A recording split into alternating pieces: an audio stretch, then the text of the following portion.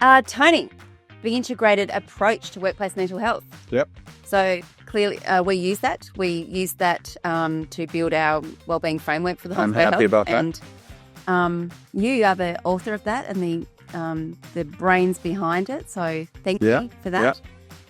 Yeah. The example, a HOSPO owner who brings in a mindfulness app for their team but still runs chronic double shifts and doesn't speak to staff who seem off. Mm-hmm. An individual fix over a structural fix every time. I've got 2 questions for you. Yep. The first one is, you designed the integrated approach framework. Can you explain what the 3 pillars are and why all 3 are necessary? Yep. And the second one is, why don't individual level interventions like EAP, mindfulness, resilience training solve the problem on their own? Okay, good.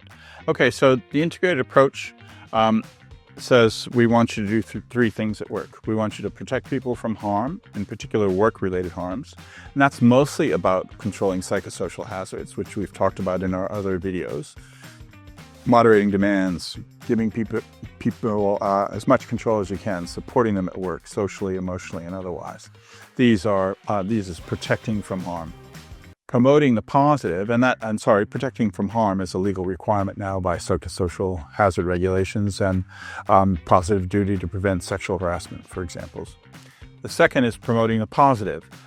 There's no legal requirement to do this, but if you promote the positive aspects of work, things that bring people pride, allow them to develop new skills, learn, grow, feel part of something. These are fantastic, whether you're doing it at work or outside of work. This is positive for mental health, positive for well-being, prevents illness. Also buffers the nasty things, the high job demands with good positive rewards. They get moderate, they offset each other.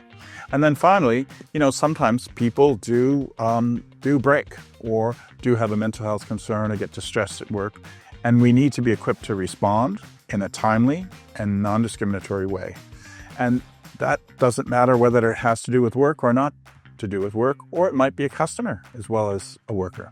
And so we need to be equipped to respond. And so all of those 3 things all complement each other and are mutually reinforcing, and we need them all.